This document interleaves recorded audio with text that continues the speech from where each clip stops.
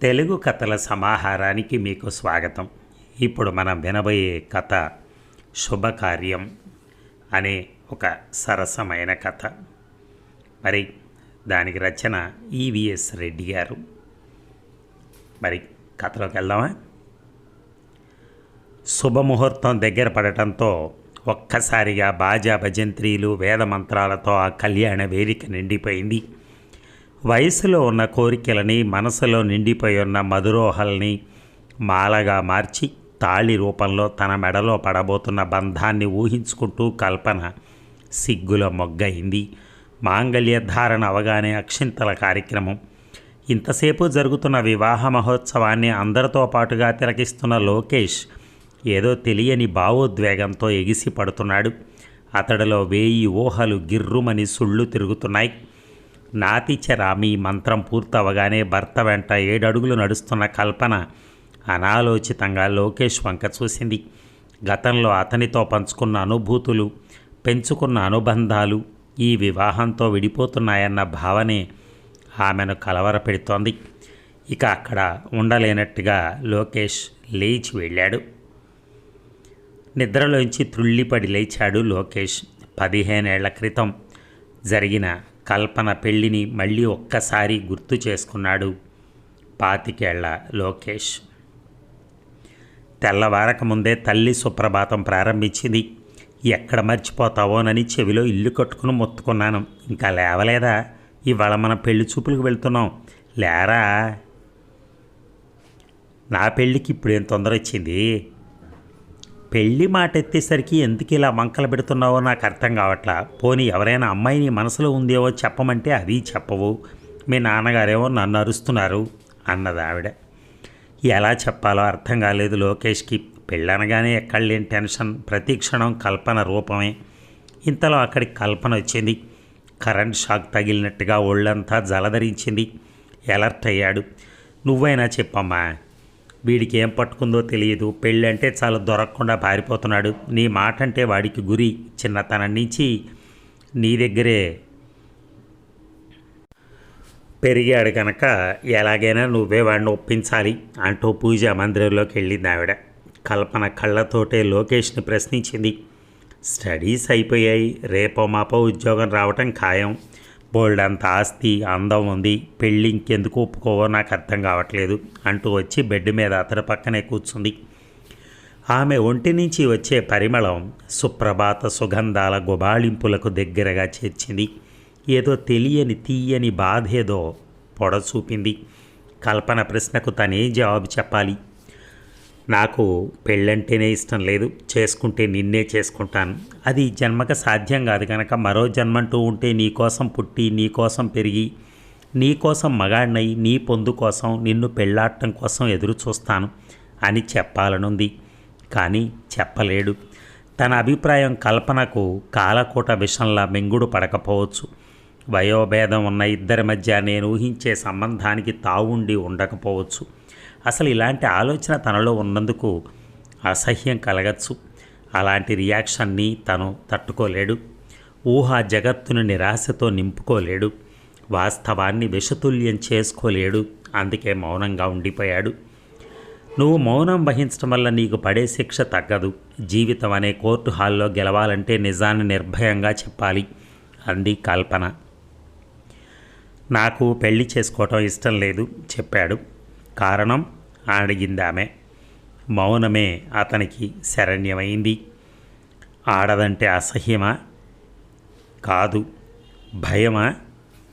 కాదు. మరి చెప్పు, మరేమిటో, లేకపోతే వేరే విధంగా ఆలోచించుకోవాల్సి వస్తుంది. ఎవరినైనా ప్రేమించావా? ఆ ప్రేమ విఫలమైందా? అందుకని పెళ్ళే చేసుకోకూడదని నిర్ణయించుకున్నావా? ఒత్తిడి పెట్టింది కల్పన.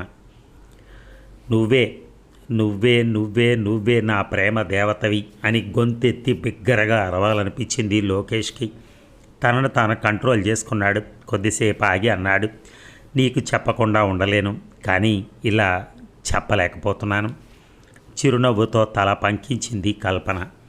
మధ్యాహ్నం ఇంట్లో ఒక్కదాన్నే ఉంటాను, వెల్కమ్ అంటూ వెళ్ళిపోయింది. మధ్యాహ్నం అయ్యే వరకు ఎలాగో గడిపాడు. ఇక ఉండబుద్ధేయక కల్పన వాళ్ళింటికేసి బయలుదేరాడు. 2 నిమిషాల్లో అక్కడికి చేరుకున్నాడు. తలుపు తీసే ఉంది. నేరుగా ఇంట్లోకి వెళ్ళాడు. ఎవరూ లేరు. కల్పన కూడా కనిపించలేదు. మనసులో పెరుగుతున్న బెరుకుదనాన్ని బుజ్జగిస్తూ చెవులు రిక్కించి విన్నాడు. నీళ్ల శబ్దం బాత్రూంలోంచి వినిపిస్తోంది. కల్పన స్నానం చేస్తోంది. ఒక్కతే ఉండటం వల్ల కాబోలు బాత్రూమ్ తలుపు సరిగా వేసుకోకుండానే స్నానం చేస్తోంది.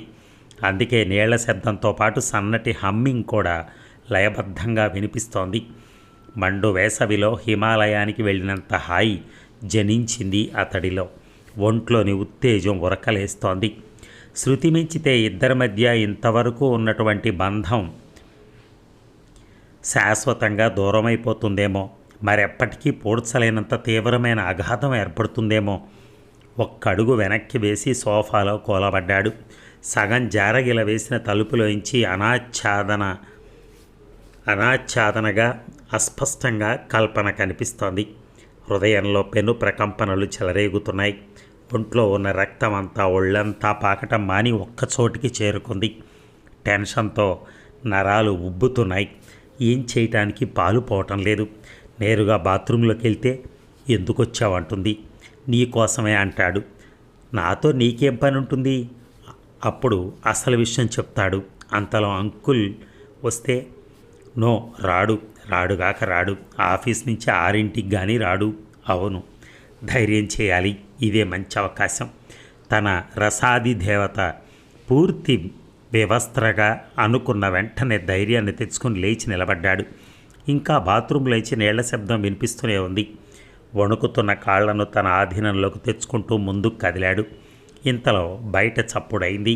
చప్పున ఎలర్ట్ అయ్యాడు. తన జేబులో కల్పన కోసం రాసున్న ఉత్తరాన్ని టీపాయ్ మీద పెట్టి హడావిడిగా బయటికి నడిచాడు. అదే క్షణంలో గుమ్మంలో ఎదురైంది రాశి. బెదిరిన వాడిలా వెళ్తున్న లోకేష్ వంక అదోలా చూసింది.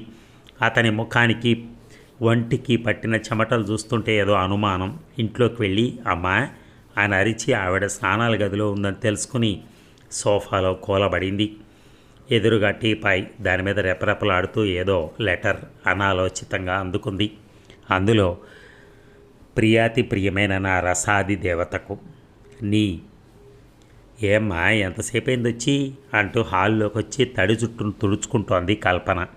హఠాత్తుగా అమ్మ రావడంతో ఉత్తరాన్ని తన జాకెట్లో దాచుకుంది రాశి. హడావిడి మొదలైంది.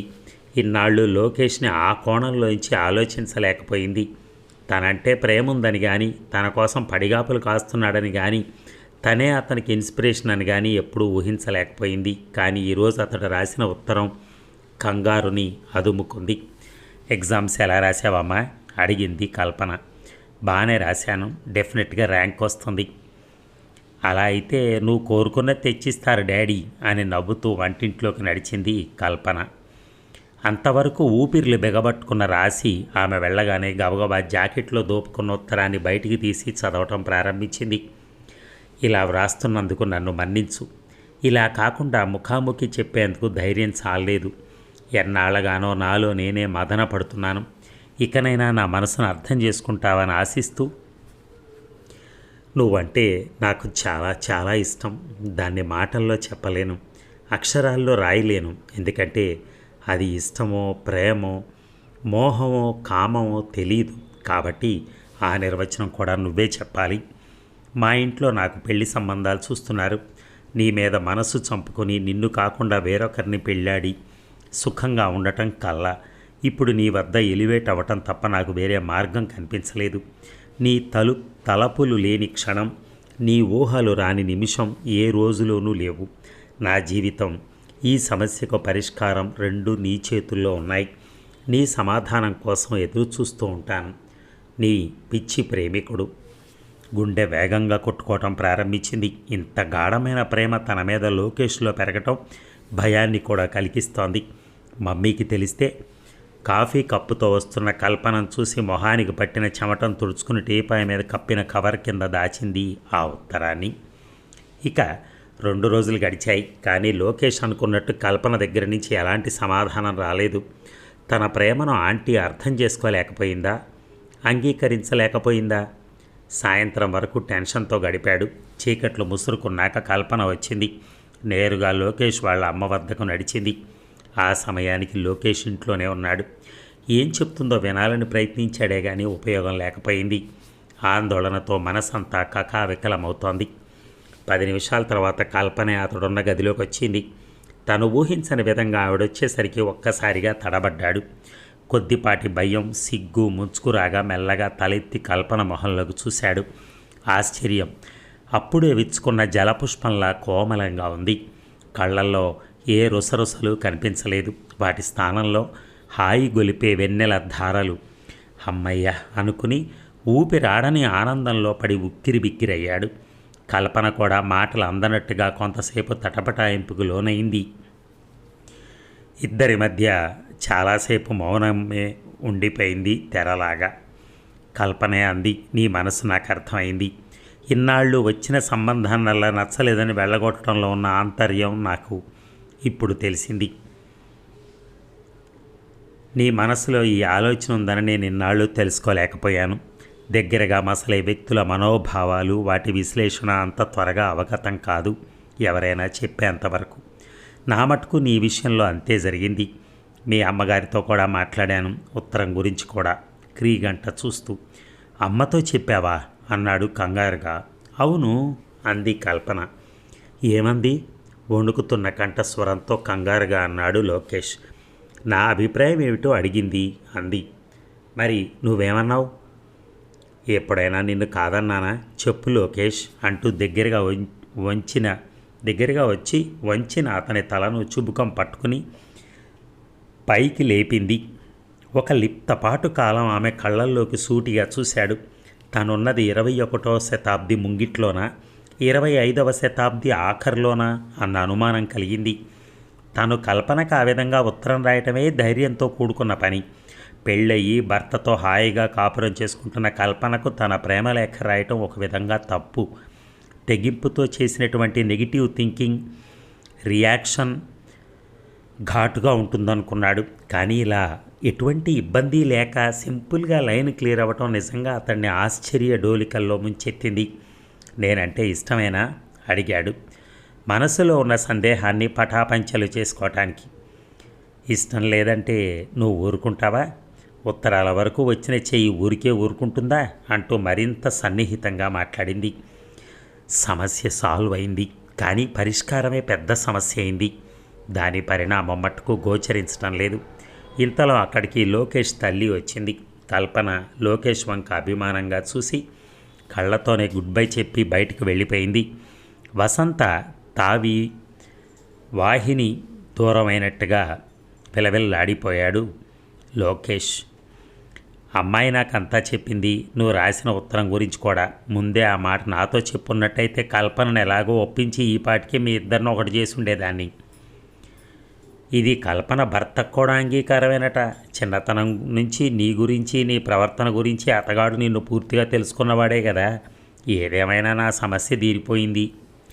ఆ భగవంతుడు నా మొర ఇన్నాళ్ళకు ఆలకించాడంటూ చెప్పుకుపోతోంది తల్లి. లోకేష్ ఫీలింగ్స్ని ఏమాత్రం పట్టించుకోకుండా తన చెవుల్ని తనే నమ్మలేకపోతున్నాడు లోకేష్. ఎండమావులు నిజమైనట్టుంది. కళ్ళు కాళ్ళు తేలిపోతున్నాయి. ఏవో సుందర స్వప్న లోకాలకు వెళ్ళి విహరిస్తున్నట్లయింది. మరునాడు ఉదయానికల్లా ఇల్లంతా కోలాహలంగా ఉంది. గుమ్మాలకి తోరణాలు కట్టారు. ఈ హడావిడంతా దేనికోసమో లోకేష్కి అంతు చిక్కలేదు. మనసేమో సరైన సమాధానం దొరక్క మిస్టరీలో పడి కొట్టుకుంటోంది. గంట గడిచేసరికి కల్పన వాళ్ళ ఆయన ఇంకా 4-5 వచ్చి కూర్చున్నారు. లోకేష్ తండ్రి వచ్చిన వాళ్ళకి మంచి మర్యాద చూస్తున్నాడు. వెంటనే మేళగాళ్ళు వచ్చారు. ఏవో కొన్ని కులువులు అందనట్టుగా మిస్టరీని ఛేదిస్తూ పంతులు గారి మాటలకు లోకేష్కి స్పష్టంగా వినిపిస్తున్నాయి. చిరంజీవి లక్ష్మీ సౌభాగ్యవతి రాశిని చిరంజీవి లోకేష్కి ఇచ్చి వివాహం జరపటానికి పెద్దలు నిశ్చయించారు గాన నిశ్చయ తాంబూలం పుచ్చుకొనుటకు ఇరుపక్షాల వారు సమ్మతించిన పిదప లగ్నపత్రిక వ్రాయటం. విషయం పూర్తిగా అర్థమైపోయింది. సూటిగా కల్పన కేసి చూశాడు లోకేష్. ముసిముసిగా నవ్వుతూ ఆనందంగా అతని వంకే తదేకంగా చూస్తోంది. ఆ నవ్వులో, ఆ ఆనందంలో ఎన్నో అర్థాలు, ఎన్నో ప్రతిపదార్థాలు. అదండి మరి. Thank you very much. ధన్యవాదాలు.